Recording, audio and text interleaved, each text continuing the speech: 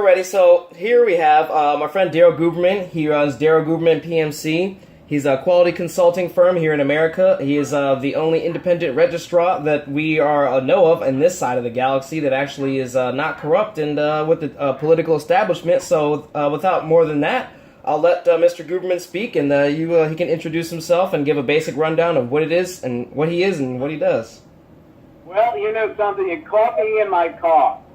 And my name is Daryl Guberman. I'm the CEO of Guberman PMC, LLC, a quality consulting firm here in Connecticut.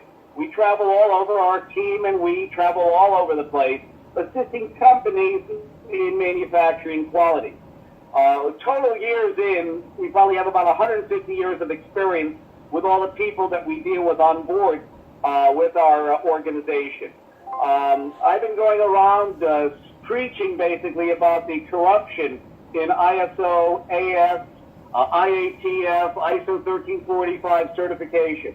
And I really have to say this. When you have an organization, I'm going to just say this right now, you have ANSI, the American National Standards Institute, and the American Society of Quality.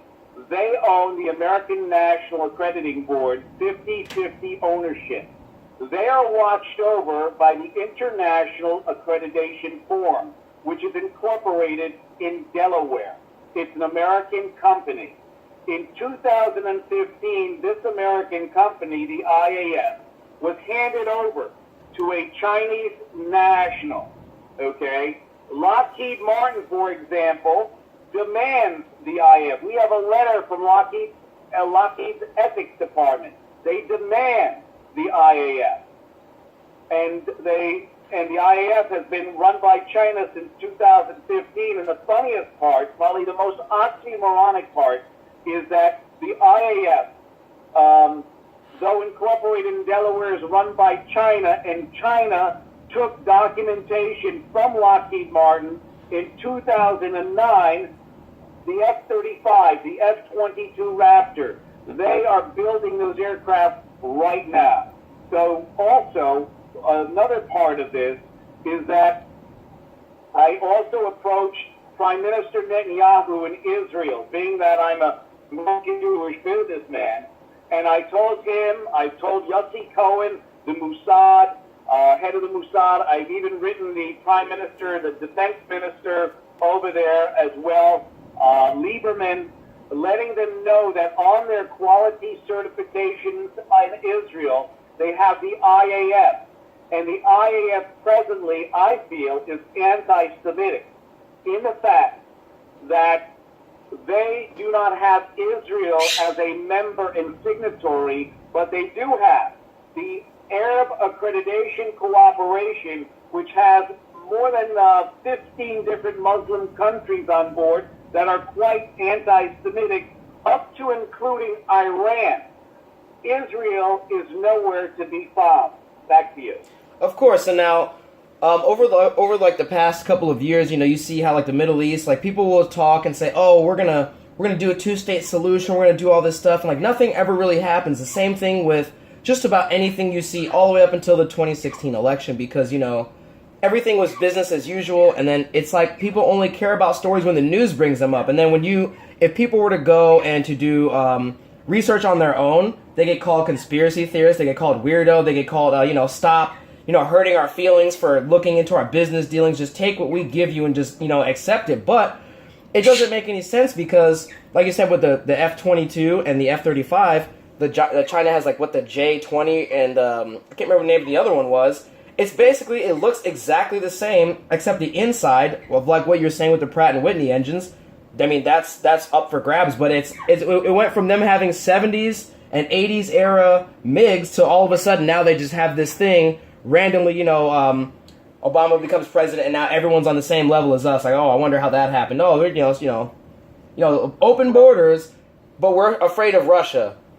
And we shouldn't have weapons here in America. We should basically have nothing, and that's the way to have ultimate strength, apparently, according to people, political establishments and all this other stuff. But then there's people like you and me. We're serious weirdos but we're regular people. You know what I'm saying? Like, we actually do these things. It's not, you know what it is? It's not weirdo. Yes, I've been called a conspiracy theorist, but the reason why is that whenever you tell the truth, as A.A. Milne said, and that's the guy who wrote Winnie the Pooh, he said it is easier to believe a lie that 100,000 times than to believe a fact no one has heard before. Now, we were trained by the government when we were in aerospace to gather data. So we basically, you can blame conspiracy theory, I guess, on the government then.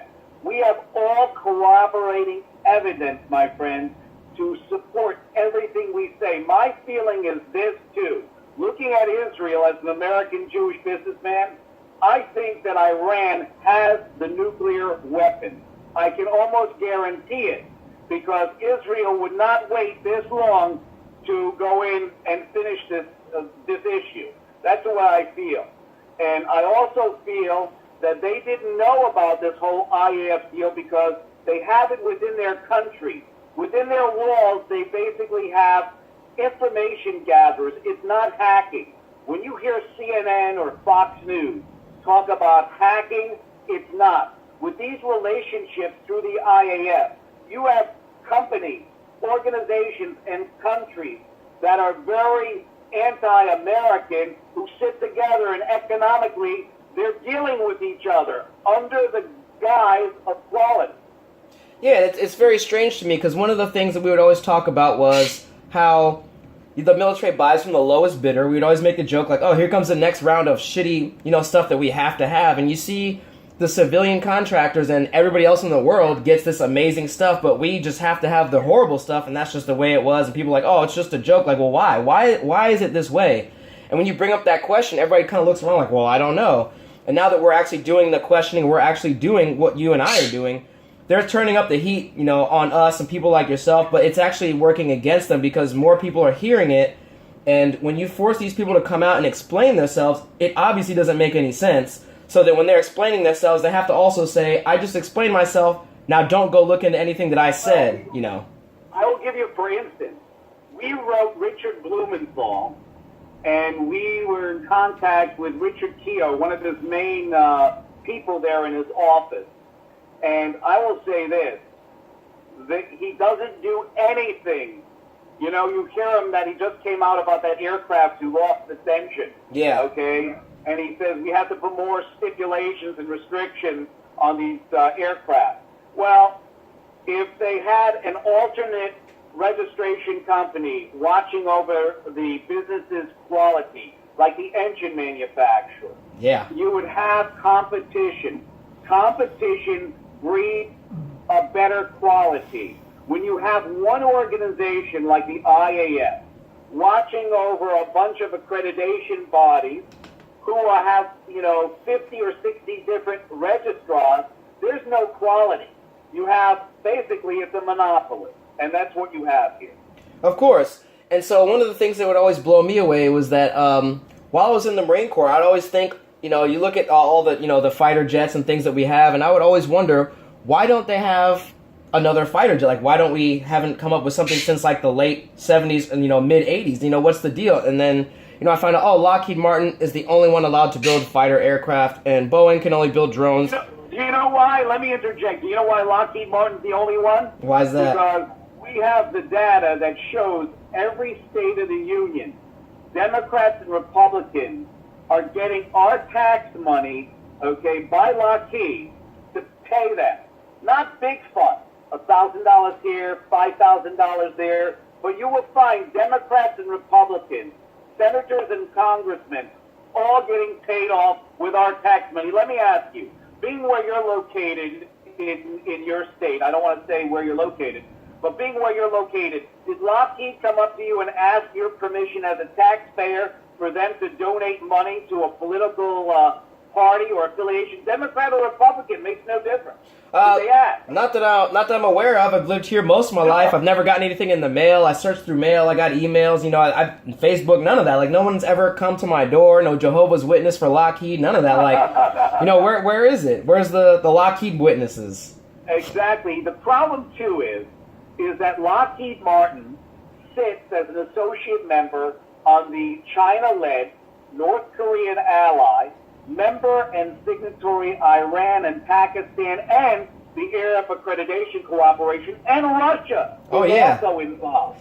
So, they sit on that as an associate member, and an associate member can vote on policy. Conversely, Boeing sits on ANAB's board, and they sit in a position that can grant and suspend quality certification. Now, personally, I have never seen or witnessed in my 35 years in quality an organization losing its certification because of poor quality. And as you've seen, aerospace, medical, automotive, electronics, laboratory, all have quality issues under the banner of the China-led IAF. Of course. And so now, does this also carry over for some of, like, let's say I have a lot of people in the UK and in Europe and so forth, like it also carries over for their companies as well? Yes, well, in England I have to laugh, because England it's mandated that organizations, companies have to be UKAS or UCAS accredited, okay? They have to be. It's mandated by the government. Let me tell you about UKAS. In 1997, they took an organization to task for being bogus. We have that documentation. Excellent. The organization was called QAS Ltd. out of England. What happened is they took them to task for being bogus, being unofficial. QAS lost. I think they had to pay, I think it was $2,000 US because they lost the suit. Nothing. But what QAS Ltd. did is they changed their name to QAS International. They formed an alliance with Malaysia. Now it's called SIRIM QAS International. On top of that, UKAS, the accreditation body that also sits on the IAS as a member and signatory, mind you, they also accredited SIRIM QAS International for certification purposes. So they sued them, and they got involved with this suit in '97, and all of a sudden, 21 years later, they accredit them. Oh yeah, no coincidence there. Hey, a couple of years down the line, I might need you to do something for me, I look at it this way, okay, and I'm going to be very graphic. A pedophile, John, gets picked up for being a pedophile, put in jail. 10 years later, he's released from prison, and he changes his name to Jim. Is he still not a pedophile? Oh, of course, but not to the political establishment. He has a new what's the word? He has a new Bond name. You know what I mean? Like, because all American citizens, not James Bond, but like an actual bond, because obviously American citizens are bonds to the government. Exactly. You know what I mean? So he's got the new, it's like a new white slate clean for them so they can figure out how to make more money and just, push them down the line. Also, since we're talking about it, I will say this. If you remember correctly, that our president didn't want to purchase any more F-35s. Yeah. And in 2016, before he got sworn in January, he met with Marilyn Houston, the CEO of Lockheed, who, by the way, gets about almost $16,000 an hour salary. That's fucking ridiculous. So if you give her, this is funny. If you watch a video that she does for a half hour, that's $8,000. Okay. I was thinking the $8,000. Yeah, I would love that. That'd be awesome, especially just to be a prick. She sits on all these boards in the aerospace industry. Their quality is atrocious with the F-35. It breaks. We have two DoD reports. But what I want to do, both on the aircraft and the engine, but what I want to do is I want to let you know this, is that our president went to talk with her prior to him getting sworn in. And if I was a fly on the wall, she probably said to President Trump at the time, she probably said, if you cut back the F-35, we're going to have to lay off 10,000 people, plus subcontractors, plus suppliers, all the rest of that. But do you know something? There are other aircraft that perform a lot better than the F-35. Yeah, it's like a Harrier. And I will say this. Lockheed donated $45,000 to Donald Trump's election, okay? That's it? In January, after she came out giddy like a schoolgirl, and he came out and said, I saved over $700 million on the F-35, which if he was a demonstrative manager, he would have fined them for all those budget overruns they've done in the last 15 years. Now that's a manager. Don't only save $700 million, fine them for cost overruns, which are still happening on the F-35 program. Oh, of course. And when he, at his inauguration, both Lockheed and Boeing gave him $1 million. Isn't that sweet? Yeah, it's like, you know, you were just coming over here to, like, expose... No. Here's some money. Please, we love you. We love you. We didn't do any of that stuff. The F-35 doesn't consistently have chassis problems and break because we give shitty metal into the area around the fan and it has issues and sometimes it crashes. No, we didn't do any of that stuff. Look at our country, too. Between 2012 and 2013, our government allowed China to build these specialized magnets for the F-35, for the landing gear doors and the computer system. Oh, yeah. So it's not, let me just say this. It's not hacking. It's giving our data away. It's giving, and everybody thinks it's fine. It's giving. And, like I said, Lockheed sits on the IAF, the China-led, and Boeing sits on ANAP, so they basically get a customer in stereo. Oh, of course. So it's almost like China is just basically saying, hey, could you build and test this plane for us and then give us all the information when you're done failing so that we can have something that works? Essentially, that's exactly. Yeah. That's exactly it. Do you have any other questions? No, that'll be it. Just for the first interview, just want to get a brief overview of who you are, what it is that you do, and what's actually going on. Because a lot of people they're very excited for the things that are happening because people are starting to wake up. But there's, like I said, when you pull back the sheet, there's going to be a table full of roaches, and I don't think people are ready for that. You know something? A dear friend of mine in Staten Island, who's like a father to me, he said, Daryl, it's a rotten cadaver, and every time you shine the light on the cadaver, the cadaver worms try to dig themselves deeper into this body. But, I look at this. My company's name is Guberman. That's my last name. I would not disparage that. I would not do a conspiracy theorist over that. We've been called all kinds of names these 7 years, mind you, that we've been in business, because we believe in clear-cut competition. These guys believe in underhanded terrorist activities with a little bit of, with a lot of anti-Semitism added into this, okay? Because something, I will say this, as you can see, as a comedian once said, he said, I'm a Jewish guy. He says, and we believe that life is sacred and dear to us. We don't tie hand grenades onto our children and march them into cafes and have them pull the pin. We don't drive a truck full of TNT into the Marine barracks back in the 80s. 224 Marines they killed. Okay, Lebanon. And we don't kill people up in the air, Lockerbie, Scotland. He said, but we will talk you to death. Oh, of course. And always remember, when people call you conspiracy theorists, say, excuse me, no, I'm a conspiracy analyst. Nice.